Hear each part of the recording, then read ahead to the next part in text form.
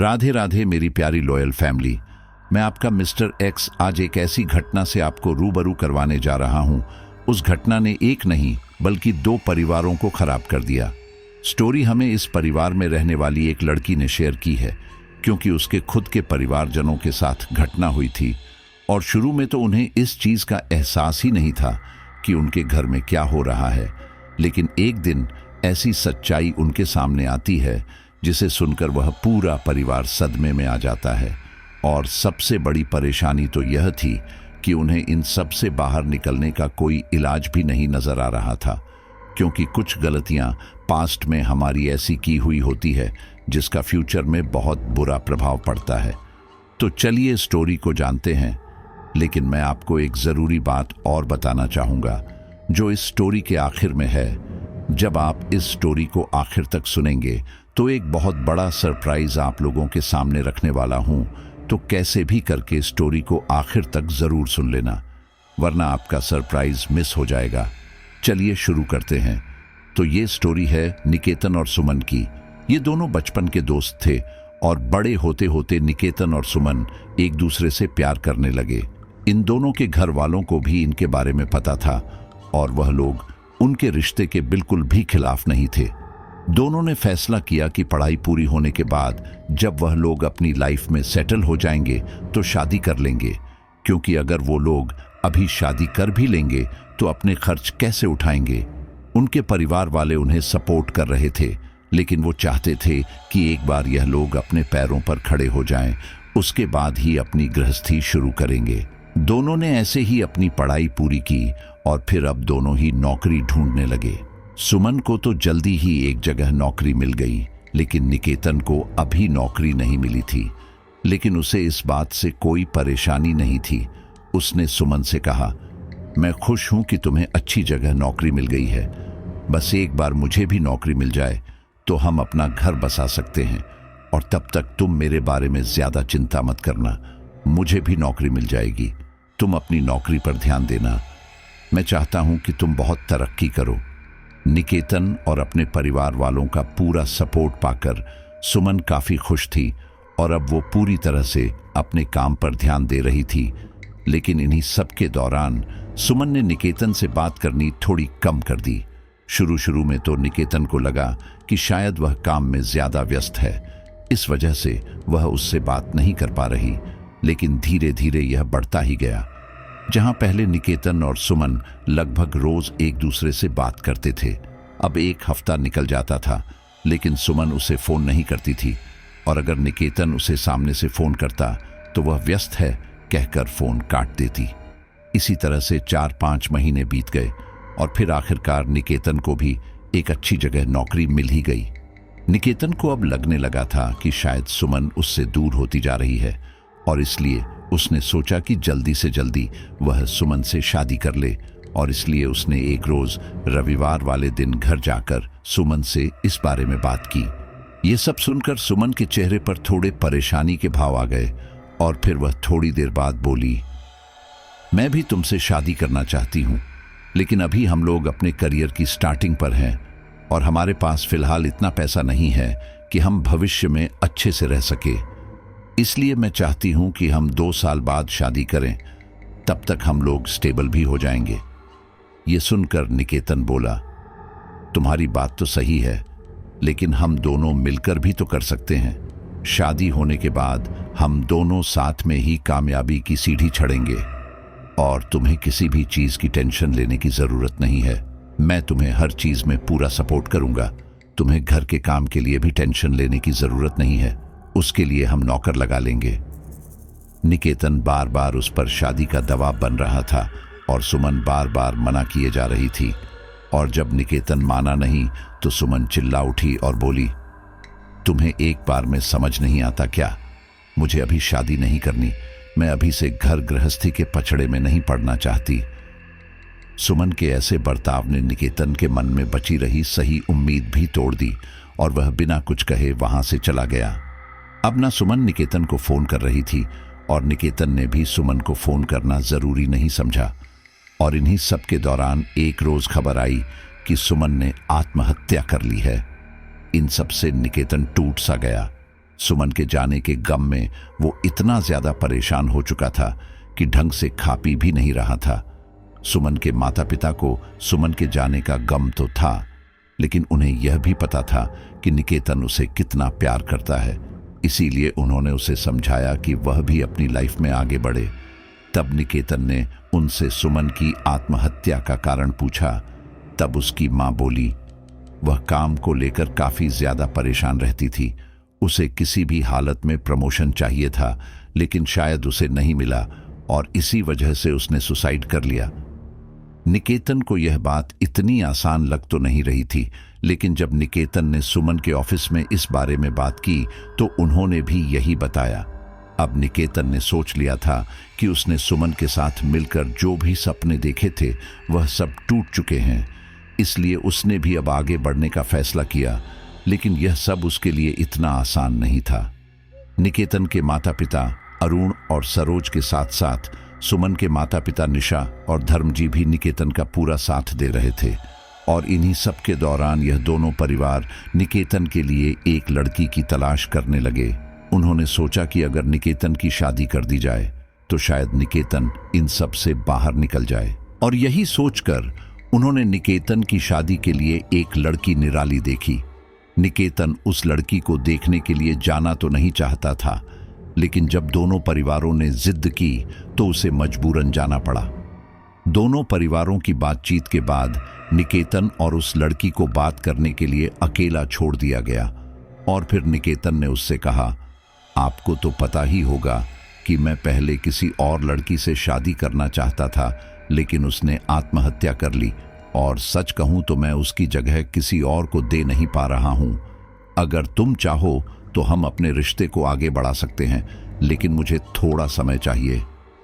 निराली को उससे काफी ज्यादा हमदर्दी हो रही थी। उसने पाया कि निकेतन सुमन से काफी 2023 प्यार करता था और वह ऐसा पार्टनर खोना नहीं चाहती थी, इसलिए वह इसके लिए मान गई। दोनों परिवारों की आपसी सहमति से यह रिश्ता तय कर लिया गया और इन दोनों का रोका हो गया। और अब निकेतन और निराली आपस में फोन में बात करने लगे।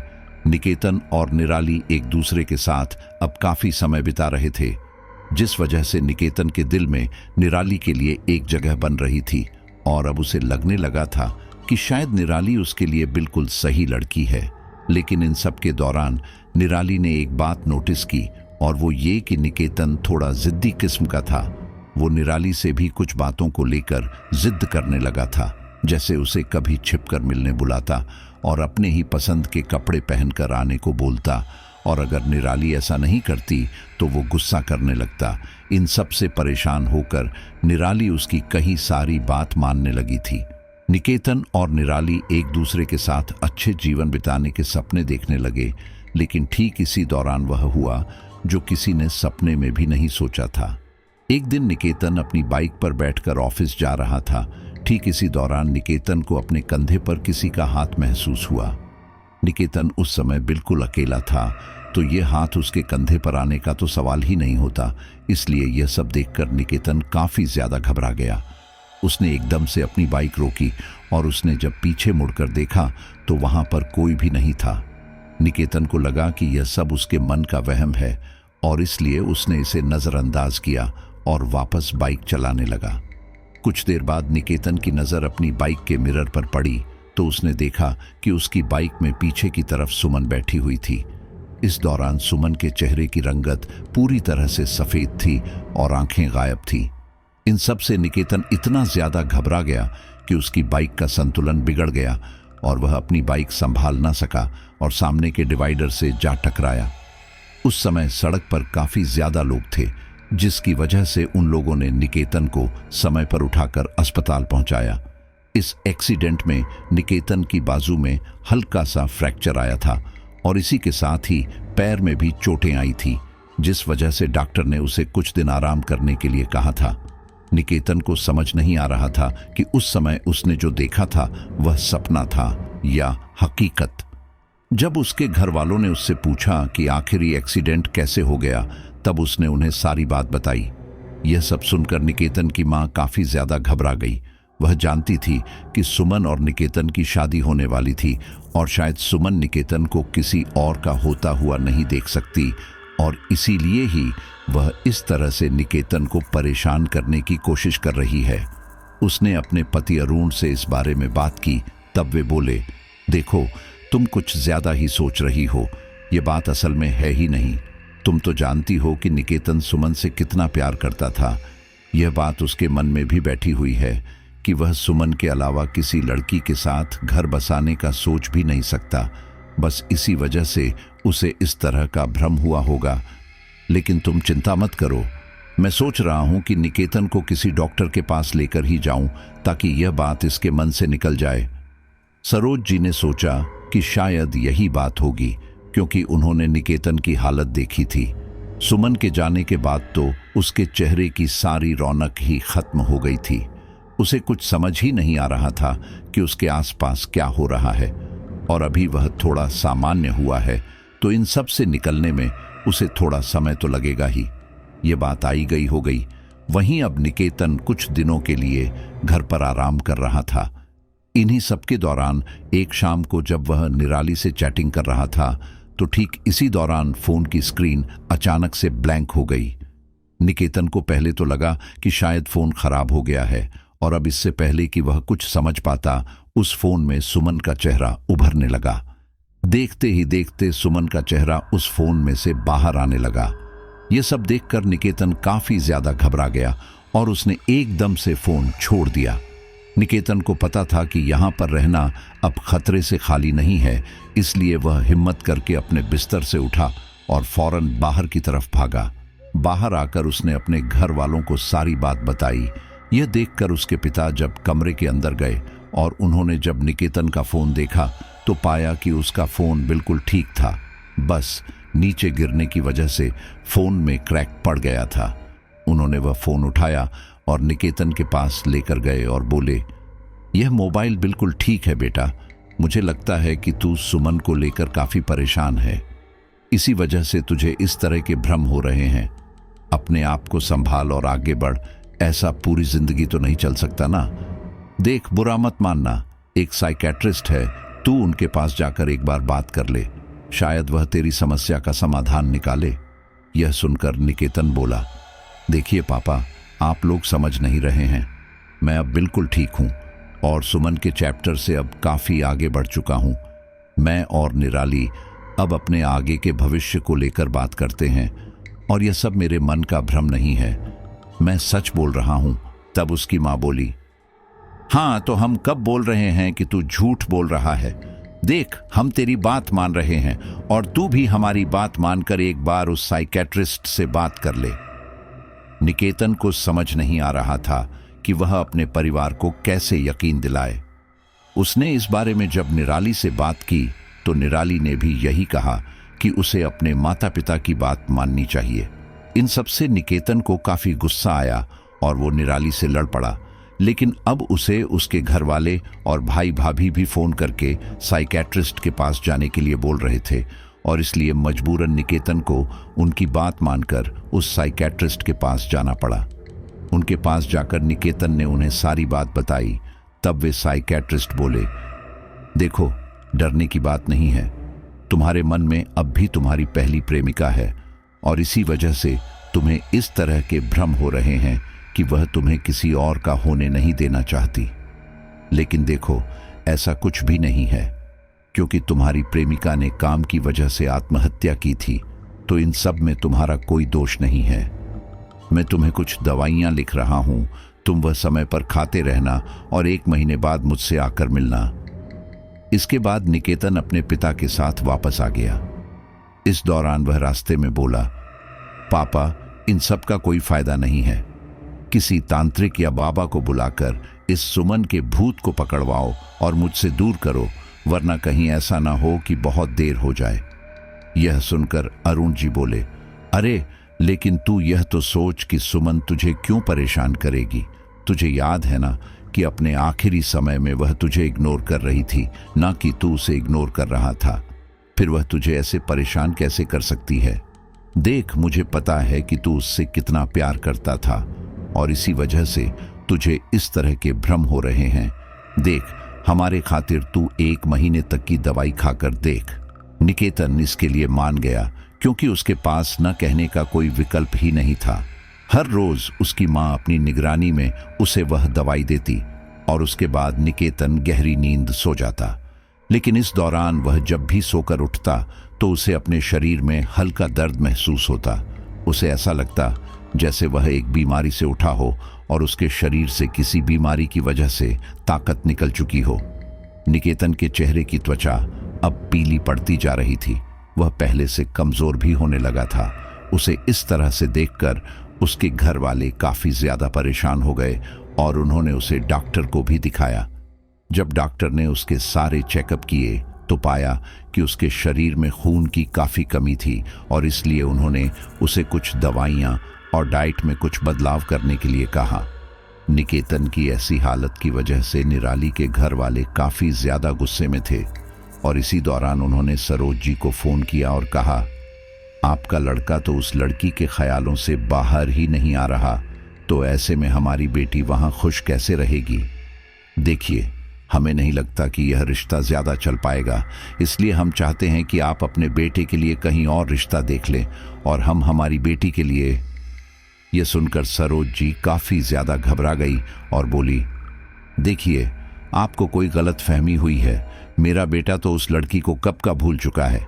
बस वो तो थोड़ा एक्सीडेंट हो गया था, उस वजह से थोड़ी कमजोरी है, लेकिन कुछ ही समय में वह पूरी तरह से ठीक हो जाएगा। और इसी तरह से उन्होंने समझा बूझा कर फोन रख दिया। शाम को यह बात उन्होंने अरुण जी को बताई। तब अरुण जी ने निकेतन से कहा, देखो, आपस में हर चीज शेयर करनी चाहिए, लेकिन कुछ चीज तुम निराली को मत बताओ। अब ये बात तुम्हें निराली को बताने की क्या जरूरत थी कि तुम्हारे साथ ये सब हो रहा है। देखो, हम कोशिश कर रहे हैं कि तुम्हारा घर बस जाए, तो तुम भी थोड़ी कोशिश करो और सुमन को अपने दिल से निकालो, और जब तक नहीं निकाल सकते तब तक निराली को इन सब के बारे में मत बताओ। निकेतन ने इसके लिए हां कर दी और अब निकेतन निराली से भी ज्यादा बात नहीं करता था। निकेतन को अब घर पर रहे काफी समय हो गया था, इस वजह से उसे मजबूरन नौकरी ज्वाइन करनी पड़ी। लेकिन वह अब बाइक बिल्कुल भी नहीं चला रहा था। उसे उसके पिता ही ऑफिस छोड़ रहे थे या फिर वह पब्लिक ट्रांसपोर्ट से जा रहा था। इन्हीं सब के दौरान उसकी ऑफिस में एक जरूरी मीटिंग थी और वह उस मीटिंग में बैठा हुआ था। ठीक इसी दौरान निकेतन ने पाया कि उसके सामने ही बैठे उसके सीनियर के पास सुमन खड़ी थी। यह सब देखकर निकेतन काफी ज्यादा घबरा गया, जो कि उसके चेहरे से भी साफ दिखाई दे रहा था। और ठीक इसी दौरान सुमन उससे बोली, तुम मेरी जगह किसी और को दे रहे हो। तुमने मुझसे वादा किया था कि तुम हमेशा मेरे साथ रहोगे और आज तुम अपना वादा तोड़ रहे हो। यह सब देखकर निकेतन काफी ज्यादा घबरा गया और अपनी जगह से उठ खड़ा हुआ। वह चीखने लगा।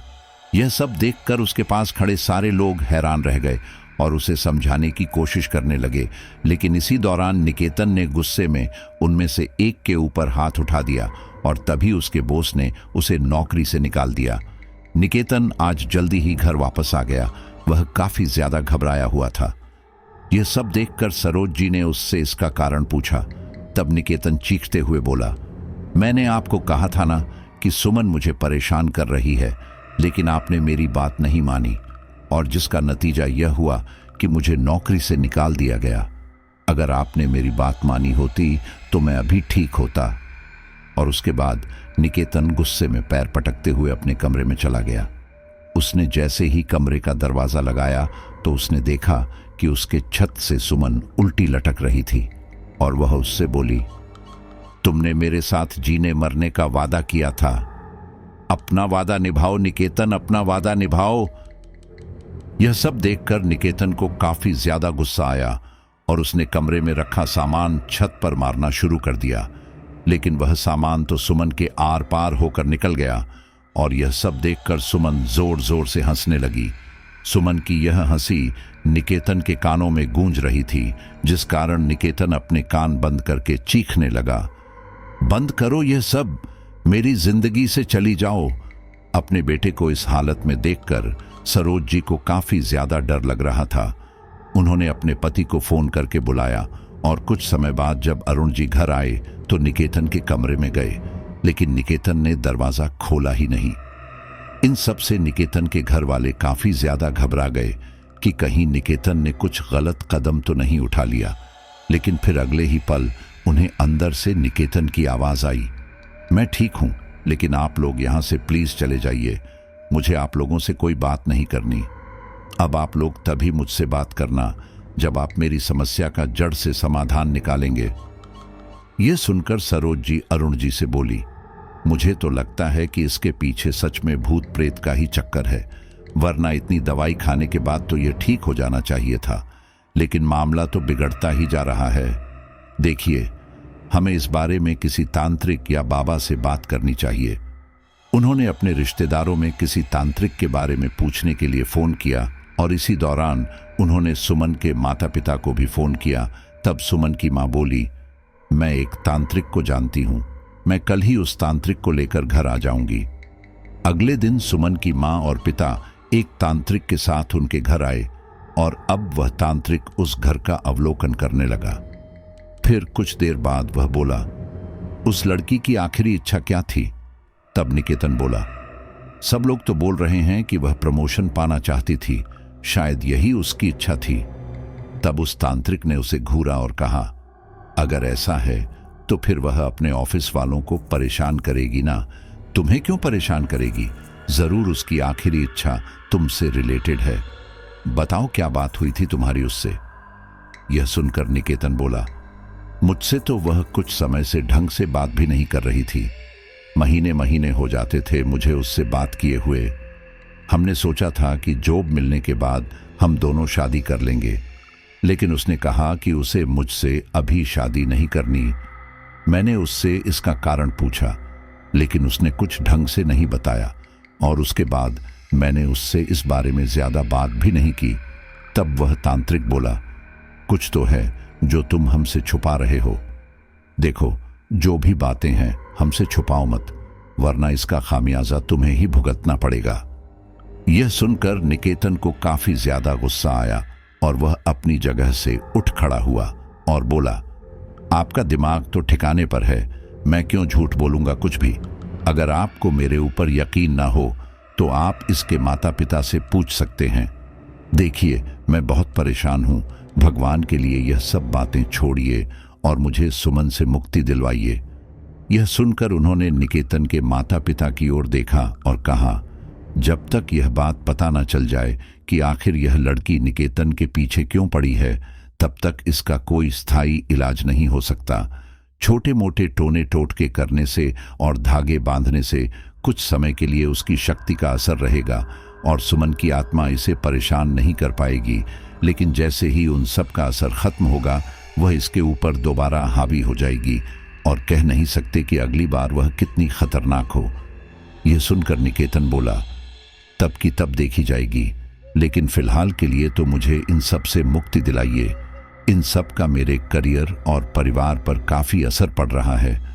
वह बाबा इसके लिए मान गया और बोला, ठीक है, मैं तुम्हारी इसमें मदद करने को तैयार हूं, लेकिन बाद में तुम ही मेरे पास गिड़गिड़ाते हुए आओगे जब तुम्हारा सब कुछ राख होने लगेगा।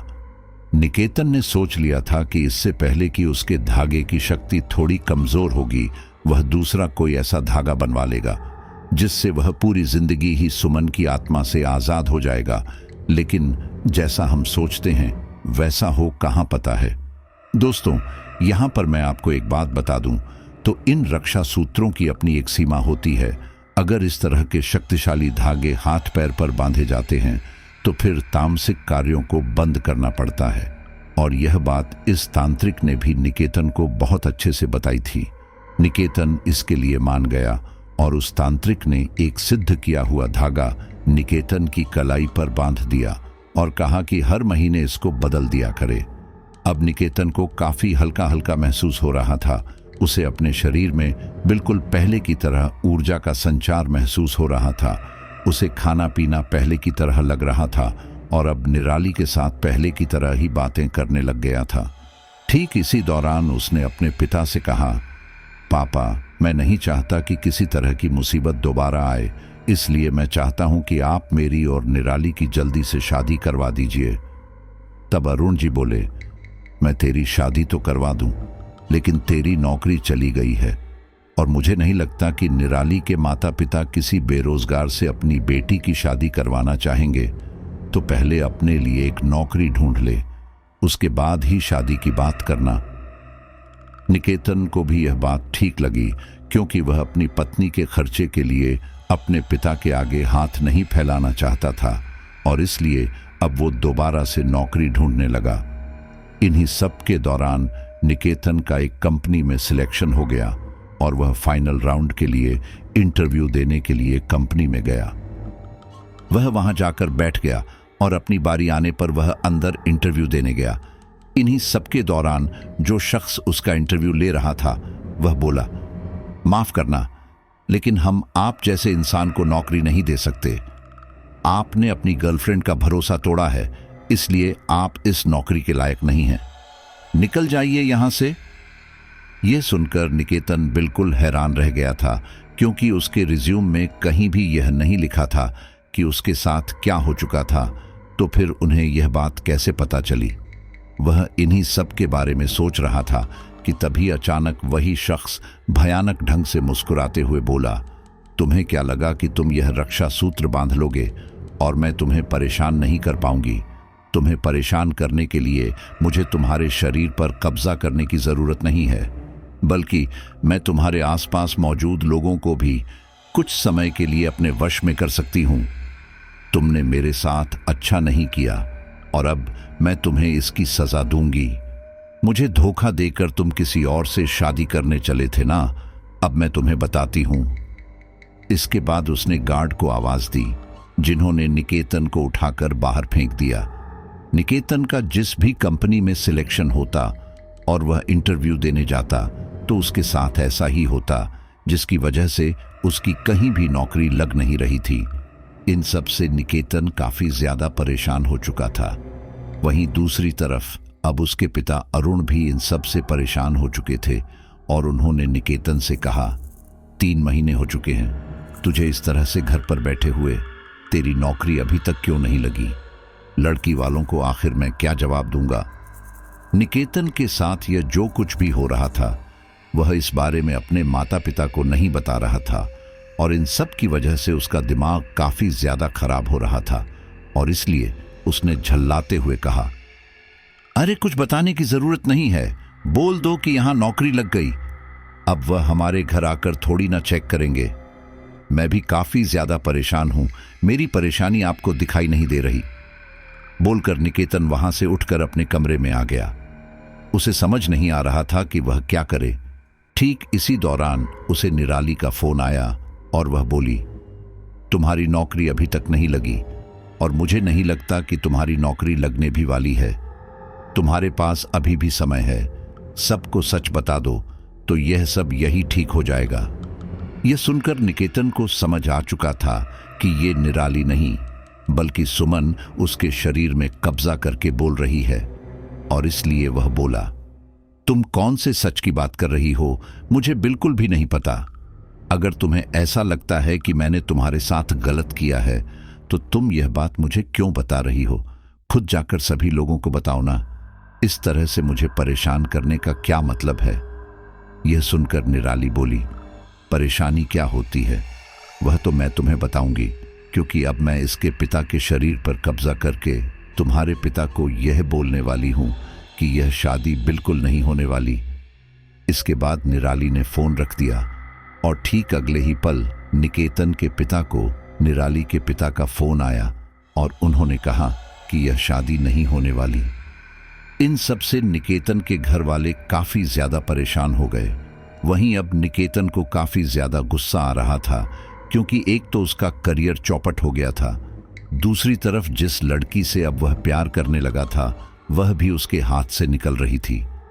इन सब के बाद निकेतन की मां उसके कमरे में आई और बोली, तुम सबको सच सच क्यों नहीं बता देते? तुमने सच बता दिया तो तुम्हारी सारी मुसीबतें हल हो जाएंगी। ये सब देखकर निकेतन को काफी ज्यादा गुस्सा आया और वह बोला, अभी के अभी मेरी मां के शरीर में से बाहर निकलो फौरन। यह सुनकर सरोज जी के चेहरे पर एक भयानक मुस्कान आ गई और ठीक इसी दौरान उनकी गर्दन के पास से निराली का चेहरा ऊपर की तरफ आया। वह बोली, और अगर मैंने ऐसा नहीं किया तो। इन सब से निकेतन को इतना ज्यादा गुस्सा आया कि उसने पास में रखा फूलदान उठाया और सीधे अपनी मां के ऊपर उससे वार किया। निकेतन उस समय यह भूल ही गया था कि सुमन तो अब एक ऊर्जा का स्वरूप है, उसके पास खुद का कोई शरीर नहीं है।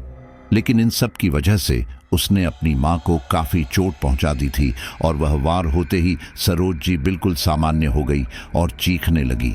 सरोज जी की चीखों की आवाज सुनकर अरुण जी कमरे के अंदर आए और उन्होंने यह मंजर अपनी आंखों से देखा। यह सब देखकर उन्हें काफी ज्यादा गुस्सा आया और उन्होंने निकेतन को एक जोरदार थप्पड़ मार दिया और कहा, तेरी वजह से हमें क्या क्या दिन देखना पड़ रहा है और आज तूने अपनी मां को ही इतनी बुरी तरह से जख्मी कर दिया। भगवान तेरे जैसी औलाद किसी को ना दे। निकेतन को अब तक होश आ चुका था और उसे समझ आ चुका था कि उसने कितनी बड़ी गलती कर दी।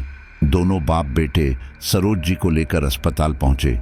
अरुण जी अपने बेटे को जेल में नहीं देख सकते थे, इसीलिए उन्होंने अस्पताल में झूठ बोल दिया कि सरोज जी को ऊपर से नीचे गिरने की वजह से यह चोटें आई हैं।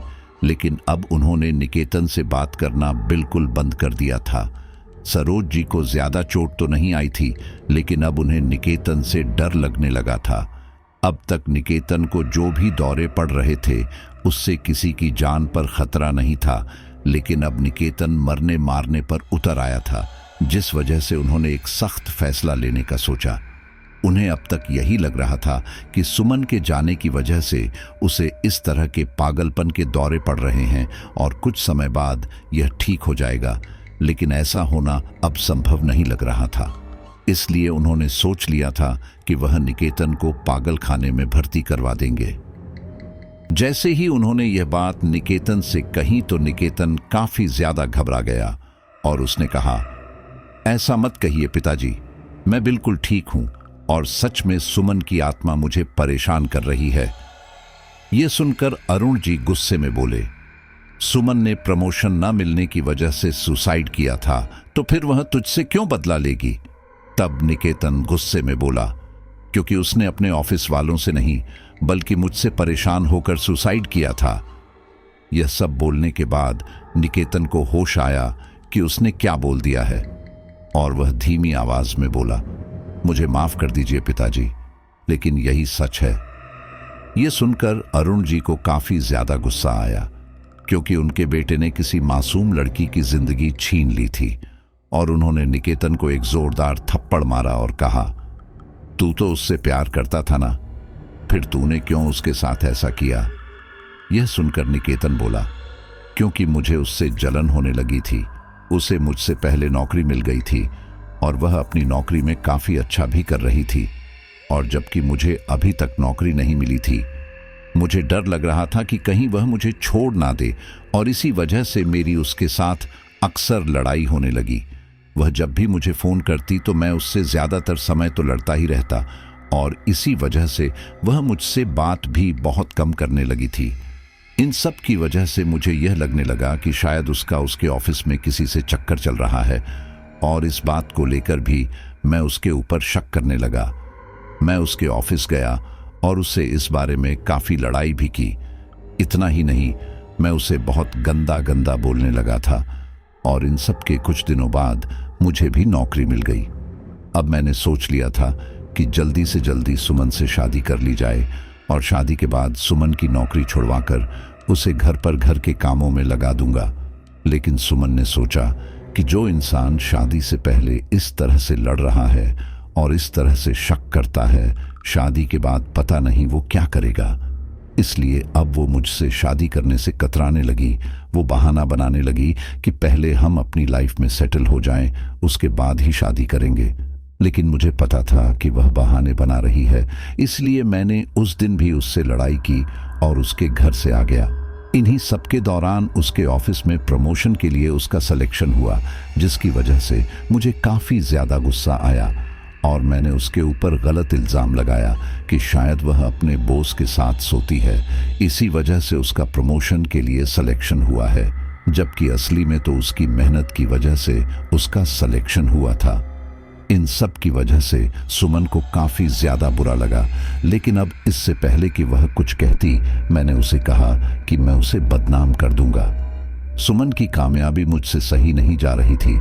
वो मुझसे ज्यादा कमा रही थी और इसलिए मैं चाहता था कि सुमन नौकरी छोड़कर मेरे साथ शादी कर ले, और इसलिए मैं सुमन को नौकरी छोड़ने का दबाव बनाने लगा।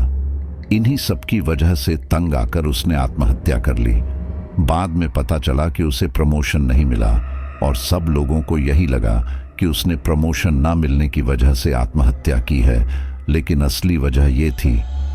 अरुण जी को अपने ऊपर काफी ज्यादा गुस्सा आ रहा था, लेकिन इन सब से सुमन वापस नहीं आ सकती थी, इसलिए वो इस बारे में कुछ करना चाहते थे और इसीलिए उन्होंने सुमन के माता पिता और उस तांत्रिक से इस बारे में बात की।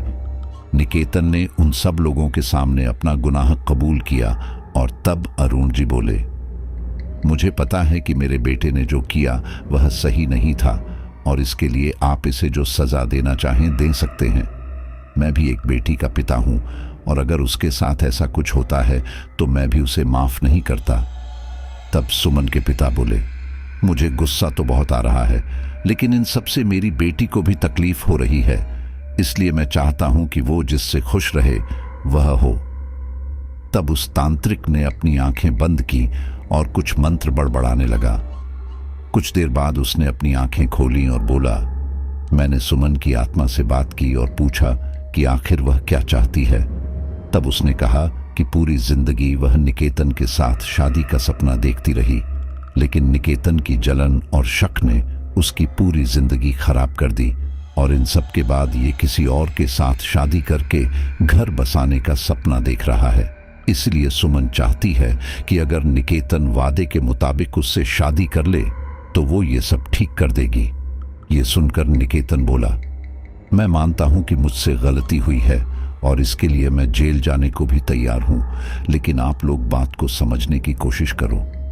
मुझे उस समय डर लग रहा था कि कहीं सुमन मुझे छोड़कर ना चली जाए और इसलिए मैंने वह सब किया और मैंने ये गलत किया, लेकिन सुमन अब मर चुकी है, लेकिन मैं तो जिंदा हूं, तो एक जिंदा इंसान और प्रेत की शादी भला कैसे हो सकती है। तब वह तांत्रिक बोला, क्यों नहीं हो सकती, जरूर हो सकती है। इस तरह की शादी को प्रेत विवाह बोलते हैं और तुम भी तो चाहते थे ना कि तुम और सुमन शादी करो, तो अब पीछे क्यों हट रहे हो। तुम सुमन के साथ शादी कर लो और इससे सुमन मुक्त हो जाएगी और तुम्हें भी इन सब से छुटकारा मिल जाएगा, फिर तुम जो चाहो वो कर सकते हो। अब तक निकेतन को लग रहा था कि सुमन उससे शादी करके उसे मारकर अपने साथ ले जाएगी, लेकिन जब उसने इस तांत्रिक की बात सुनी तो उसने सोचा कि एक बार इन सब से छुटकारा मिल जाए तो वह कुछ भी कर सकता है और इसलिए वह इसके लिए मान गया। उस तांत्रिक ने निकेतन और सुमन की आत्मा की शादी करवा दी और अब सुमन निकेतन की पत्नी बन चुकी थी। यह सब होने के बाद निकेतन ने उस तांत्रिक से पूछा, यह तो हो चुका है, लेकिन अब यह सुमन की आत्मा मुझे कब तक छोड़ेगी। तब वह तांत्रिक बोला, इसमें थोड़ा समय लगेगा, लेकिन चिंता मत करो, धीरे धीरे करके सब ठीक हो जाएगा। इसके बाद वह तांत्रिक और सुमन के माता पिता वहां से चले गए, लेकिन इस दौरान निकेतन ने एक बात नोटिस की और वह यह कि सुमन की मां के चेहरे पर एक अजीब सी मुस्कान थी। निकेतन ने जो गलती की थी उस वजह से वह उनसे ठीक से नजर भी नहीं मिल पा रहा था, इसलिए वह उनसे यह सब पूछ भी नहीं सका।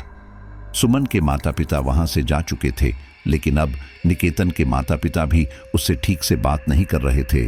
वो लोग उस घर में अजनबियों की तरह बर्ताव कर रहे थे। निकेतन को अब सुमन परेशान तो नहीं कर रही थी, लेकिन वह उसकी मौजूदगी को महसूस कर पा रहा था। उसे ऐसा लग रहा था कि वह उसके साथ ही है। इन सब के कुछ दिन बाद निकेतन को एक और कंपनी से इंटरव्यू के लिए बुलाया गया।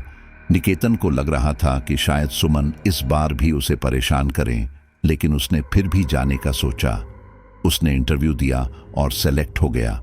इन सब से उसे पता चल गया था कि शायद अब सुमन इन सब से मुक्त हो चुकी है और इसलिए उसने सोच लिया था कि वह अपना घर बसा लेगा और इसीलिए वह इस बारे में बात करने के लिए निराली के घर पर गया। उसे वहां देखकर निराली के पिता बोले, तुम अभी अपने पैरों पर खड़े नहीं हो, इसलिए हम तुमसे अपनी बेटी की शादी नहीं कर सकते, और तुम्हारा दिमागी संतुलन जिस हिसाब से हिला हुआ है उसकी वजह से हम आगे भविष्य में भी तुमसे अपनी बेटी की शादी नहीं करना चाहेंगे। बेहतर होगा कि तुम अपने लिए कोई दूसरी लड़की तलाश कर लो। यह सुनकर निकेतन बोला, वह तो पुरानी बात थी, मुझे नौकरी मिल चुकी है और अब मैं पहले से ठीक हूं। मुझे रह रहकर मेरी पहली गर्लफ्रेंड की याद आ रही थी जिससे मेरी शादी होने वाली थी, लेकिन मैंने इस सच को मान लिया है कि वह जा चुकी है और अब मुझे अपनी लाइफ में आगे बढ़ना चाहिए। देखिए, मैं निराली से बहुत प्यार करता हूं और मैं चाहता हूं कि मैं उसी से शादी करूं, और मैं वादा करता हूं कि मैं आपकी बेटी को बहुत खुश रखूंगा। निराली के पिता को समझ नहीं आ रहा था कि आखिर इसके साथ अपनी बेटी की शादी करना सही रहेगा भी या नहीं, लेकिन इतनी जल्दबाजी में कोई भी फैसला लेना सही नहीं था, इसलिए उन्होंने कहा कि वो इस बारे में सोचकर बताएंगे। इसके बाद निकेतन वहां से चला गया और उसने अपने घर आकर अपने घर वालों से इस बारे में बात की। हालांकि उसके घर वाले उससे बात नहीं कर रहे थे, लेकिन तभी निकेतन बोला, मानता हूं कि मुझसे गलती हुई है, लेकिन जब सुमन के घर वाले इस बात को भूल चुके हैं तो आप लोग लेकर क्यों बैठे हुए हैं? अब सुमन भी इन सब से मुक्त हो चुकी है और आप लोग भी इस बारे में ना सोचकर मेरा घर बसाने पर ध्यान दो। निकेतन की बातों से ऐसा लग रहा था जैसे कि उसे तो कोई फर्क पड़ा ही नहीं था, और इस वजह से उसके पिता को काफी ज्यादा गुस्सा आया और वह बोले, तू हमसे पूछकर कुछ करता ही कहां है, तो एक काम कर, तुझे अब जो भी करना है खुद ही कर ले। हम बड़े बेटे के पास जा रहे हैं, कम से कम वह तेरे जैसा तो नहीं है। और इसके अगले ही दिन वह लोग अपने बड़े बेटे के पास चले गए, जो कि गुड़गांव में रहकर काम करता था। वहीं दूसरी तरफ निराली के पिता ने निराली को बुलाया और उससे पूछा कि आखिर वह क्या चाहती है। तब निराली बोली, निकेतन बहुत अच्छा लड़का है, उसकी मानसिक हालत सही नहीं थी, इसी वजह से ऐसा हुआ, लेकिन अब वह बिल्कुल ठीक है और आपको उसे एक मौका देना चाहिए। यह सुनकर निराली का भाई बोला, हमारी निराली के लिए क्या रिश्तों की कमी है जो हमें इसे उस इंसान के साथ ऐसे बांधना पड़ेगा? उस इंसान का दिमाग दोबारा खराब नहीं होगा, इसकी क्या गारंटी है? और याद है ना कि सुनने में आया था कि उसने गुस्से में आकर अपनी मां के ऊपर वार कर दिया था। कहीं ऐसा ना हो कि वह हमारी निराली के ऊपर भी ऐसे ही हमला कर दे। सारी बातें सुनने के बाद निराली के माता पिता इस फैसले पर पहुंचे कि वह निराली की शादी निकेतन से नहीं करवाएंगे, और इसलिए उन्होंने निकेतन को फोन करके यह बात बताई। ये सब सुनकर निकेतन को काफी ज्यादा गुस्सा आया और उसने निराली को फोन करके पूछा, तुम्हारे माता पिता ने तो शादी के लिए मना कर दिया है, ये तो तुम्हारे माता पिता का फैसला था, लेकिन तुम मुझे अपना फैसला बताओ, क्या तुम मुझसे शादी करना चाहती हो? देखो, अगर तुम्हारी हां है तो तुम्हारे माता पिता इस मामले में कुछ भी नहीं कर सकते, मैं तुम्हें वहां से भगा कर ले जाऊंगा। यह सुनकर निराली बोली, माफ करना, लेकिन मैं अपने परिवार के फैसले के खिलाफ नहीं जा सकती। तुम मुझे पसंद हो, लेकिन मैं अपने पिता के आत्मसम्मान को ठेस पहुंचाकर तुम्हारे साथ नहीं जा सकती। बेहतर होगा कि तुम अपने लिए कोई दूसरी लड़की तलाश कर लो और अब दोबारा फोन मत करना। बोलकर निराली ने उसका फोन काट दिया और उसका नंबर ब्लॉक भी कर दिया। इन सब से निकेतन को काफी ज्यादा गुस्सा आ रहा था, लेकिन अब वह बोले भी तो बोले किसे? कुछ देर बाद उसने ठान लिया कि चलो कोई बात नहीं, वह किसी दूसरी लड़की पर ट्राई करेगा। उसका ऑफिस शुरू हो गया था और अब वह अपने ऑफिस में काम करने वाली एक लड़की के साथ बातचीत करने लगा। इन्हीं सब के दौरान एक दिन उसे उसके सीनियर ने अपने केबिन में बुलाया और उसके बाद उस लड़की का व्यवहार निकेतन से पूरी तरह से बदल गया। जहां पहले वह निकेतन से काफी बात किया करती थी, अब वह उससे सिर्फ मतलब भर का बोल रही थी। पहले तो निकेतन को लगा कि शायद काम की वजह से यह इस तरह का बर्ताव कर रही है, लेकिन अब यह ज्यादा हो रहा था। ऑफिस के बाद निकेतन ने जब भी उससे बात करने की कोशिश की, उसने उसकी बात का कोई जवाब नहीं दिया।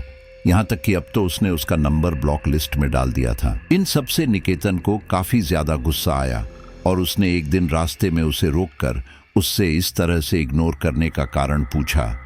तब वह बोली, देखो, मेरा रास्ता छोड़ दो। मुझे तुम जैसे घटिया इंसान से कोई बात नहीं करनी। तुम जिस लड़की से प्यार करने का दावा करते थे, तुमने उसे मेंटली टॉर्चर करके मार डाला।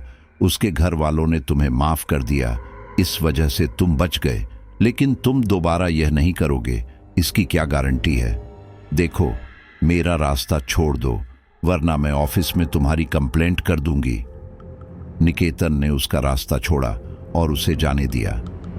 अब निकेतन जिस भी लड़की से बात करने की कोशिश करता था, वह लड़की कुछ समय बाद उसे इग्नोर करने लग जाती थी। अगर एक लड़की होती तो बात कुछ और होती, लेकिन यहां पर सारी ही लड़कियां ऐसा कर रही थीं। ये बात निकेतन को हजम नहीं हो रही थी और इसलिए उसने एक पंडित से इस बारे में बात की कि उसके जीवन में आखिर विवाह योग्य कब है। जब उस पंडित ने उसका हाथ पढ़ा तो बोला, बेटा, तुम्हारे हाथों के हिसाब से तो तुम्हारी शादी हो चुकी है। यह सुनकर निकेतन बोला, अरे आप क्यों झूठ बोल रहे हैं, मेरी अभी तक शादी नहीं हुई।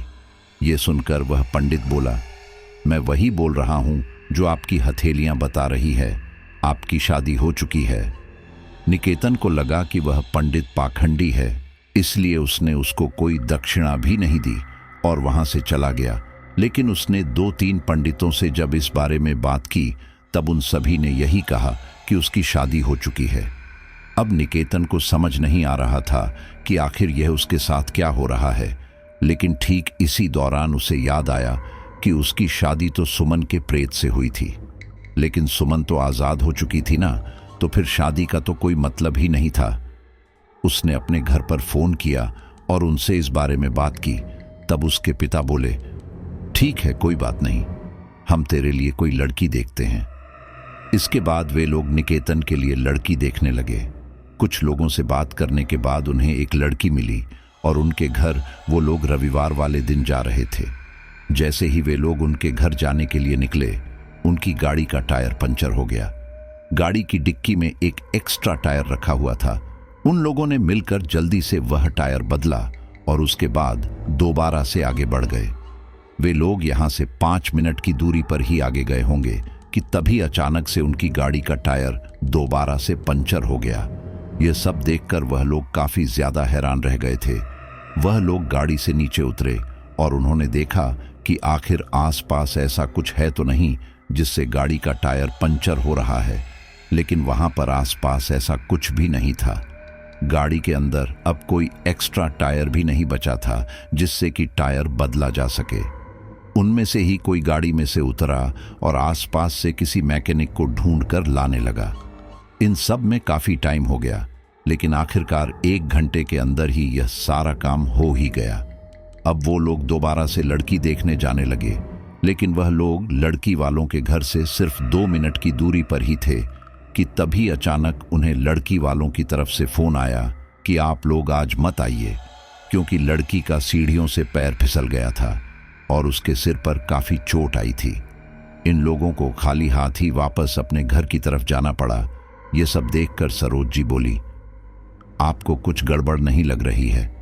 मतलब सुबह से ही मुझे पता नहीं क्यों ऐसा आभास हो रहा है कि कोई चाहता है कि यह शादी ना हो, तभी हमारे साथ इस तरह के हादसे हो रहे हैं। और आखिर में जब हम लोग नहीं माने तो फिर उन्होंने होने वाली दुल्हन को ही ऊपर से नीचे गिरा दिया।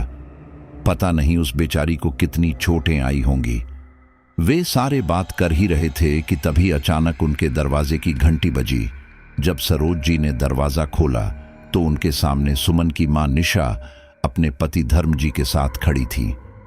उन्हें अपने सामने देखकर सरोज जी को काफी हैरानी हुई, लेकिन वह उन्हें घर के अंदर लेकर आई। घर के अंदर आने के बाद निशा जी बोली, आप लोग तो निकेतन की शादी के लिए लड़की देखने गए थे ना, फिर इतनी जल्दी कैसे आ गए? तब सरोज जी ने उन्हें सारी बात बताई। यह सब सुनने के बाद निशा जी बोली, इस लड़के की वजह से मेरी बेटी की जान गई और इसे क्या लगा था कि वह अपना घर बसा सकता है। मैं यह सब इतनी आसानी से नहीं होने दूंगी और इसीलिए मैंने उस दिन इसकी शादी अपनी बेटी के प्रेत से करवाई। यह सब सुनकर वे सारे लोग काफी ज्यादा हैरान रह गए, लेकिन फिर तभी धर्म जी बोले, हमें यह बात बहुत पहले पता चल गई थी कि इसी की वजह से हमारी बेटी की जान गई थी और हम इसे सबक सिखाना चाहते थे इसीलिए हमने ये सब किया। असल में हमारी बेटी की मौत के बाद हमें हमारे घर में उसके रोने सुबकने की आवाज़ें आती थीं, जिस वजह से हमने इस तांत्रिक से बात की। सुमन के घर का माहौल सुमन के जाने के बाद से काफ़ी अजीब हो गया था। निशा जी और धर्म जी इस बात से काफ़ी ज़्यादा दुखी थे, क्योंकि उनकी बेटी की अभी उम्र ही क्या थी जो उसने आत्महत्या कर ली। इन्हीं सब के दौरान एक रात को जब यह लोग सो रहे थे, तब किसी के रोने की आवाज़ से निशा जी की नींद खुली। जब उन्होंने अपनी आंखें खोली और ध्यान से उस आवाज़ को सुना, तो पाया कि वह आवाज़ और किसी की नहीं बल्कि उनकी बेटी सुमन की थी। वह आवाज़ सुनकर निशा जी काफ़ी ज़्यादा घबरा गई और उन्होंने फौरन ही धर्म जी को उठाया। उन्होंने आवाज़ के ऊपर ध्यान दिया तो सच में वह आवाज़ उन्हें सुमन की ही लगी। धर्म जी अपने बिस्तर पर से उठे और कमरे से बाहर आए। वहां आकर उन्होंने देखा कि वह आवाज़ सुमन के कमरे में से आ रही थी। निशा जी और धर्म जी जैसे ही उस कमरे में गए तो उन्हें वह आवाज़ आना बंद हो गई। यह देखकर निशा जी काफ़ी ज़्यादा घबरा गई और बोली, हमने तो सारे संस्कार बहुत अच्छे से पूरे किए थे, फिर हमारी बेटी की आत्मा ऐसे भटक क्यों रही है। ये सुनकर धर्म जी बोले, बेटी के जाने के बाद से हम दोनों ही काफ़ी ज़्यादा परेशान थे। शायद इसी वजह से ही यह सब हो रहा है। हमें अपने आप को मजबूत रखना पड़ेगा। अगर हम ऐसे रोएंगे तो हमारी बेटी को बुरा लगेगा। शायद इसी वजह से उसे मुक्ति नहीं मिल पा रही। वैसे तो इस मुश्किल की घड़ी में रोकर वह अपने जज्बात निकाल सकती थी, लेकिन आज शायद उनके रोने की वजह से सुमन को काफ़ी तकलीफ हो रही थी। इसलिए उन्होंने फैसला किया कि वह ज़्यादा नहीं रोएंगी। वह अब दिन में भी काफ़ी कम रो रही थी या फिर रो ही नहीं रही थी, लेकिन फिर भी इन सब का कोई फायदा नहीं हुआ। कभी कभी उन्हें सुमन के रोने की आवाज़ अभी भी सुनाई दे रही थी और इन्हीं सबसे तंग आकर धर्म जी ने उस तांत्रिक से इस बारे में बात की और वह उसे घर ले आए। उनके घर आकर उन्होंने एक छोटा सी तांत्रिक क्रिया की। इस दौरान कुंड की अग्नि में से सुमन की परछाई बाहर आई और तब उस तांत्रिक ने उससे पूछा, तुझे मरे हुए 2 महीने का समय हो चुका है, लेकिन फिर भी तू मुक्त नहीं हुई। तुझे क्या चाहिए? तब सुमन बोली, जिस इंसान की वजह से मुझे मौत को गले लगाना पड़ा, वह इंसान बहुत आराम से अपने घर पर रह रहा है। सामने वह इतना नाटक कर रहा है कि उसे मेरी मौत से न जाने कितना फर्क पड़ा है, लेकिन असली में उसे रत्ती भर भी फर्क नहीं पड़ा। मैंने उससे शादी करने का फैसला बहुत गलत किया था मम्मी पापा। उसने मुझे परेशान करके रख दिया था, जिसकी वजह से मुझे आत्महत्या करनी पड़ी। लेकिन मरने के बाद भी मुझे मुक्ति नहीं मिली, क्योंकि मेरी इच्छा थी कि हम दोनों शादी करें, लेकिन उसके शक और जलन ने सब खत्म कर दिया। यह सब सुनकर निशा जी बोली, क्या तू अब उस निकेतन से शादी करना चाहेंगी? यह सुनकर सुमन ने हाँ कहा। तब वह तांत्रिक बोला, किसी की गलती की इतनी बड़ी सजा नहीं होनी चाहिए कि किसी प्रेत से शादी करवा दी जाए। बैठकर भी बातें की जा सकती है। यह सुनकर धर्म जी बोले, आप बैठकर बात करने के बारे में रह ही क्या गया है। अगर उस लड़के को मेरी बेटी से इतनी ही जलन थी तो वह शादी तोड़ सकता था, लेकिन उसे मेरी बेटी को टॉर्चर करने का क्या मतलब था? वह क्या चाहता था कि मेरी बेटी पूरी जिंदगी उसके टुकड़ों पर पले। वह जैसा कहे वैसा ही करे। क्यों? आखिर उसने मेहनत करके ही तो यह सब पाया था, फिर उससे जलने का क्या मतलब था? सच तो यह था कि उसे उसकी कामयाबी देखी नहीं गई। उसके हिसाब से तो सुमन को उससे कम होना चाहिए था, लेकिन सुमन ने अपने आप को उससे बेहतर साबित कर दिया था। और अगर उसकी बात मानकर मेरी बेटी नौकरी भी छोड़ देती और उसके साथ शादी करके रहती है, तो पूरी जिंदगी वह उसके साथ इसी तरह से रहता, तो क्या वह सही था? यह सब करके उसका कुछ नहीं गया, लेकिन हमारा तो सब कुछ चला गया ना। और अब अगर उसे उसकी सजा देकर मेरी बेटी खुश रहती है तो इसमें हर्ज ही क्या है? उस तांत्रिक को इन लोगों की बात सही लगी, क्योंकि इन सब में सुमन की कोई भी गलती नहीं थी, लेकिन फिर भी वह इन सब का शिकार हुई और इसलिए वह उनकी मदद करने के लिए मान गया और बोला, अगर हम लोग सामने से उसे यह कहेंगे कि सुमन के प्रेत की शादी उससे करवानी पड़ेगी तो वह नहीं मानेगा, इसलिए एक चाल चलनी पड़ेगी। सुमन के प्रेत के पास अभी इतनी शक्ति नहीं है कि वह किसी को नुकसान पहुंचा पाए, इसलिए मैं एक साधना करके उसे वह शक्ति दूंगा। लेकिन उसे यह वादा करना पड़ेगा कि वह इससे किसी की भी जान लेने की कोशिश नहीं करेगी, यहां तक कि निकेतन की भी नहीं। सुमन इसके लिए मान गई और फिर इसके बाद उस तांत्रिक ने साधना करके सुमन को शक्तियां दे दी और इसके बाद सुमन निकेतन के पास चली गई अपना बदला लेने के लिए। यह सब सुनकर निकेतन को काफी ज्यादा गुस्सा आया और वह बोला, आप लोगों ने मेरे साथ धोखा किया है, आप लोगों ने धोखे से मेरी शादी एक प्रेत के साथ करवा दी। यह सुनकर निशा जी बोली, तो क्या हो गया, वह तुम्हें कभी नुकसान नहीं पहुंचाएगी। बस तुम किसी और से शादी नहीं कर सकते और ना ही किसी और लड़की की तरफ आंख उठाकर देख सकते हो, क्योंकि अगर तुमने ऐसा किया तो फिर सुमन उस लड़की को तुमसे कैसे भी करके दूर कर ही देगी।